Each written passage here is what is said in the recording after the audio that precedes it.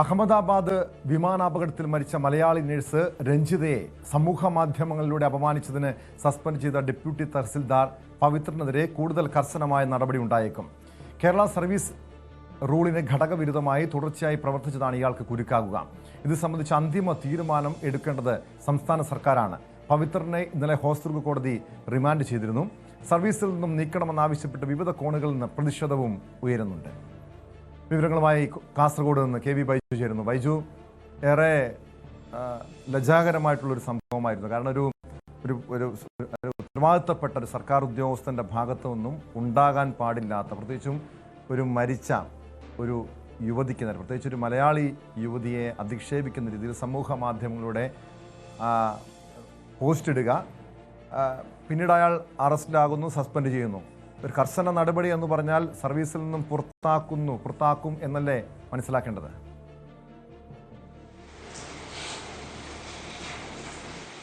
ടോമേ, തീർച്ചയായും അങ്ങനെ തന്നെയാണ് കാര്യങ്ങൾ പോകുന്നത്. അത് ജില്ലാ കലക്ടർ തന്നെ ഇയാൾക്ക് സർവീസിൽ തുടരാൻ യോഗ്യതയില്ല എന്നൊരു റിപ്പോർട്ട് കൂടി അല്ലെങ്കിൽ അത്തരത്തിലുള്ള ഒരു ശുപാർശ കൂടി നൽകിയതോടുകൂടി അത്തരമൊരു ഘട്ടത്തിലേക്കാണ് കടക്കുന്നത്. എന്തായാലും മലയാളികളെ സംബന്ധിച്ചിടത്തോളം ഏറെ നാണക്കേടുണ്ടാക്കുന്ന ഒരു സംഭവമാണ് ഇന്നലെ ഈ കാസർഗോഡ് ജില്ലയിലെ ഈ കാഞ്ഞങ്ങാട്ട് ഉണ്ടായതെന്ന് പറയേണ്ടി വരും. അത്രത്തോളം നാണക്കേടാണ് ഈ സംഭവം ഉണ്ടാക്കിയത്. അത്രത്തോളം വലിയ പ്രതിഷേധവും ഇയാൾക്കെതിരെ ഉണ്ടായിട്ടുണ്ട്. കാരണം പ്രധാനമായും ഒരു സർക്കാർ ഉദ്യോഗസ്ഥൻ, അത് മാത്രമല്ല ഡെപ്യൂട്ടി തഹസിൽദാർ പദവിയിലിരിക്കുന്ന ഒരു ഉദ്യോഗസ്ഥന്റെ ഭാഗത്തു നിന്നാണ് ഇത്തരത്തിൽ, ഇത് ആദ്യത്തെ സംഭവമല്ല, ഇയാൾ നിരന്തരം ഇത്തരം പ്രവർത്തികൾ ഏർപ്പെട്ടിരുന്നു. 2023 നെല്ലിക്കാട്ട് എന്ന് പറയുന്ന സ്ഥലമുണ്ട് കാഞ്ഞങ്ങാട്. അവിടെയുള്ള ഒരു ക്ഷേത്രവുമായി ബന്ധപ്പെട്ട് വളരെ മോശമായ ഒരു കമന്റ് ഇയാൾ ഇട്ടിരുന്നു. തുടർന്ന് RDO ഇയാൾക്ക് താക്കീത് നൽകുകയായിരുന്നു. 2024 മറ്റൊരു വ്യക്തിക്കെതിരെയും അധിക്ഷേപ പരാമർശം നടത്തിയതിന് ഇയാൾക്ക് താക്കീത് നൽകിയിരുന്നു. ഏറ്റവും ഒടുവിലായി 2024 സെപ്റ്റംബർ 18 ഇ ചന്ദ്രശേഖരൻ, അതായത് മുൻ മന്ത്രിയും MLA-യുമായ കാഞ്ഞങ്ങാട് MLA-യുമായ ഇ ചന്ദ്രശേഖരനെതിരെ വളരെ മോശമായ രീതിയിൽ, ജാതീയമായി അധിക്ഷേപിക്കുന്ന രീതിയിൽ പോസ്റ്റ് ഇട്ടു. ഇതിനെ തുടർന്നാണ് ഇയാൾ സസ്പെൻഡ് ആവുന്നതും.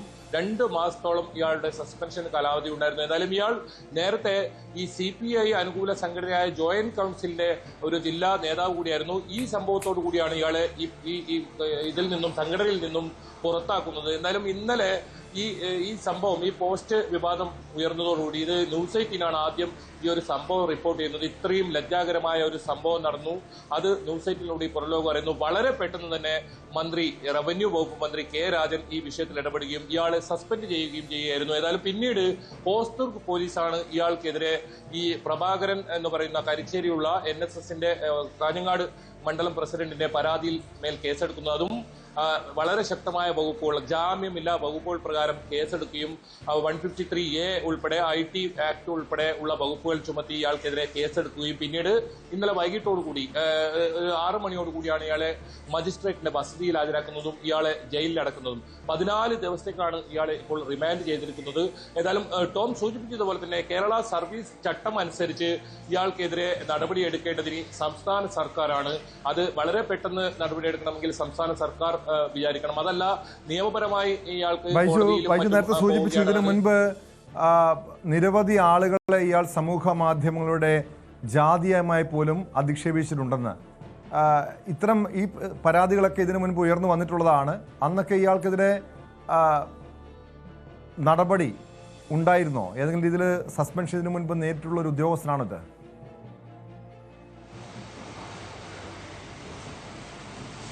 ടോമെ, തുടർച്ചയായി 2 തവണ ഇയാൾക്ക് താക്കീത് നൽകുകയും 3ാം തവണ നേരത്തെ സൂചിപ്പിച്ചതുപോലെ തന്നെ മുൻ മന്ത്രിയും MLA-യുമായ ഇ ചന്ദ്രശേഖരനെതിരെ ജാതീയമായ രീതിയിൽ അധിക്ഷേപിച്ചുകൊണ്ട് പോസ്റ്റ് ഇട്ടതോടുകൂടിയാണ് ഇയാൾക്ക് സസ്പെൻഷൻ നടപടി നേരിടേണ്ടി വന്നത്. 2 മാസത്തോളം ഇയാൾ സസ്പെൻഷനിലായിരുന്നു. അതിനുശേഷം പിന്നീട് ജോലിക്ക് കയറിയതിനു ശേഷമാണ് ഇപ്പോൾ ഈ ഒരു സംഭവം ഉണ്ടായത്. ഇതിനിടയിൽ തന്നെ പലതരത്തിലുള്ള മോശം പരാമർശങ്ങൾ ഇയാൾ ഇതിൽ തുടർന്നും നടത്തിക്കൊണ്ടേയിരുന്നു. പക്ഷേ ഏറെ വിവാദമായ ഈ നേരത്തെ സൂചിപ്പിച്ചതുപോലെ തന്നെ 3 സംഭവങ്ങളാണ് തുടർച്ചയായി ഇയാളുടെ ഭാഗത്തുനിന്നുണ്ടായത്. അത് തന്നെയാണ് ജില്ലാ കലക്ടറും ചൂണ്ടിക്കാട്ടുന്നത്. അതായത് താക്കീത് നൽകിയിട്ടും നടപടിയെടുത്തിട്ടും തുടർച്ചയായും ഇത്തരം പ്രവർത്തികളിൽ ഏർപ്പെടുന്ന ഒരു അവസ്ഥയുള്ളതുകൊണ്ടാണ് ഈ ഒരു സർവീസിൽ ഇയാൾക്ക് തുടരാൻ യോഗ്യതയില്ല എന്ന് ജില്ലാ കളക്ടർ ശുപാർശ ചെയ്തിട്ടുള്ളത്. അതായത് ഈ സംഭവം നടന്ന് മണിക്കൂറുകൾക്കകം തന്നെ ഏതെങ്കിലും തരത്തിലൊരു അന്വേഷണം പോലും നടത്തേണ്ടി വന്നില്ല. ഇയാളെ കുറിച്ചുള്ള കൃത്യമായ വിവരങ്ങൾ അത് നേരത്തെ തന്നെ ഈ ഉദ്യോഗസ്ഥരുടെ ഭാഗത്ത് ഉണ്ടാകും. അതുകൊണ്ട് തന്നെയാണ് വളരെ പെട്ടെന്ന് തന്നെ ഇത്തരത്തിലുള്ള ഒരു ശുപാർശ ഈ ജില്ലാ കളക്ടർ ഏതായാലും മുന്നോട്ട് വെച്ചിട്ടുള്ളത്. എന്നാലും ഇത് ഇനി സംസ്ഥാന സർക്കാരാണ് ഈ കാര്യത്തിൽ തീരുമാനിക്കേണ്ടത്. അത് മാത്രമല്ല ടോമെ, ഈ പല സംഘടനകൾ BJP ആയാലും യൂത്ത് ലീഗ് ആയാലും വനിതാ ലീഗ് ആയാലും തുടങ്ങിയ നിരവധി സംഘടനകൾ ഇയാൾക്കെതിരെ വലിയ പ്രതിഷേധവുമായി രംഗത്ത് വന്നിട്ടുണ്ട്. മലയോര മേഖലയായ വെള്ളരിക്കുണ്ടാണ് ഇയാൾ ഡെപ്യൂട്ടി തഹസിൽദാറായി സേവനമനുഷ്ഠിക്കുന്നത്. ആ മേഖലകളിലും ഇയാൾക്കെതിരെ വലിയ പ്രതിഷേധം, ഇന്നലെ പന്തം കൊളുത്തിയൊക്കെ രാത്രിയൊക്കെ ഇയാൾക്കെതിരെ പ്രതിഷേധമുണ്ടായിരുന്നു. ഇവരെല്ലാം ഒരേ സ്വരത്തിൽ പറയുന്നത് ഇയാളെ സർവീസിൽ നിന്നും സസ്പെൻഡ് ചെയ്യണം എന്ന കാര്യം തന്നെയാണ്. ഏതെങ്കിലും തരത്തിൽ ഇത്തരത്തിലുള്ള ഒരു ഉദ്യോഗസ്ഥൻ ആ ഒരു ജോലിയിൽ തുടരാൻ ഒരു കാരണവശാലും അനുവദിക്കരുത്. ഇയാളെ സസ്പെൻഡ് ചെയ്യണം, ഇയാളെ പൂർണ്ണമായും ഇയാളെ സർവീസിൽ നിന്നും പുറത്താക്കണം എന്ന ആവശ്യമാണ് ഈ സംഘടനകളെല്ലാം തന്നെ മുന്നോട്ട് വെക്കുന്നത്. മാവുങ്കാൽ സ്വദേശിയാണ്, മാവുങ്കാൽ ഇയാളെ വീട്. അതേസമയം ഇയാൾ താമസിക്കുന്നത് പടന്നക്കാട് എന്ന് പറയുന്ന നീലേശ്വരത്തിനടുത്തുള്ള ഒരു സ്ഥലത്താണ്. ഈ വീട്ടിലേക്കും ഇത്തരത്തിൽ മാർച്ച് നടത്തുന്ന സംഭവം ഉണ്ടായി.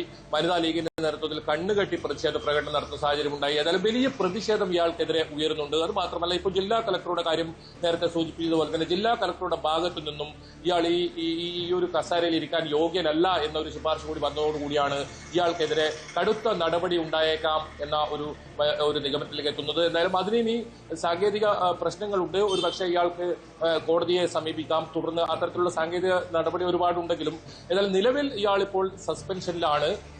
ഇപ്പോൾ ജയിലിൽ കൂടി ആയതുകൊണ്ട് തന്നെ ഇയാൾക്കെതിരെ നടപടിയെടുക്കുന്നതിന് വളരെ വേഗം തന്നെ സർക്കാരിന് ആ തീരുമാനങ്ങളിലേക്ക് കടക്കാൻ പറ്റും. അത് സാങ്കേതിക കാര്യങ്ങൾ ഉണ്ടെങ്കിലും പിരിച്ചുവിടുന്ന ഉൾപ്പെടെയുള്ള നടപടിക്രമങ്ങളിലേക്ക് കടക്കാൻ പറ്റും. നമ്മൾ മനസ്സിലാക്കുന്നത് ഈ സംഭവം വളരെ ഗൗരവമായി തന്നെയാണ് സർക്കാരും കണ്ടിട്ടുള്ളത്. കാരണം സംസ്ഥാന സർക്കാരിനെ സംബന്ധിച്ചിടത്തോളം, പ്രത്യേകിച്ച് റവന്യൂ വകുപ്പിനെ സംബന്ധിച്ചിടത്തോളം ഏറെ നാണക്കേടാണ് ഉണ്ടാക്കിയത്. അതുകൊണ്ട് തന്നെയാണ് കെ രാജൻ പറഞ്ഞത് ഏതെങ്കിലും തരത്തിൽ ഇത്തരം പ്രവണത അത് വെച്ച് പുറപ്പിക്കാൻ പറ്റില്ല. അതുകൊണ്ട് തന്നെയാണ് മന്ത്രി ഇടപെട്ട് വളരെ വേഗത്തിൽ തന്നെ സസ്പെൻഷൻ നടപടി, അതായത് വാർത്ത റിപ്പോർട്ട് ചെയ്ത് അരമണിക്കൂറിനകം തന്നെ ഇയാളെ സസ്പെൻഡ് ചെയ്തു എന്നതാണ് അതിന്റെ ഏറ്റവും പ്രത്യേകത. അത് ആ ഗൗരവം കൃത്യമായി ഉൾക്കൊണ്ടു. കാരണം നമുക്കറിയാം, ഒരു വിമാന അപകടത്തിൽ അത്രയും ഒരു ആൾ മരണപ്പെട്ട് അതിന്റെ ദുഃഖവും ആ വേദനയിലും കഴിയുന്ന സമയത്ത് എങ്ങനെയാണ് അത് തന്നെയാണ്. കാരണം അതിന്റെ ഒരു ദുഃഖത്തിൽ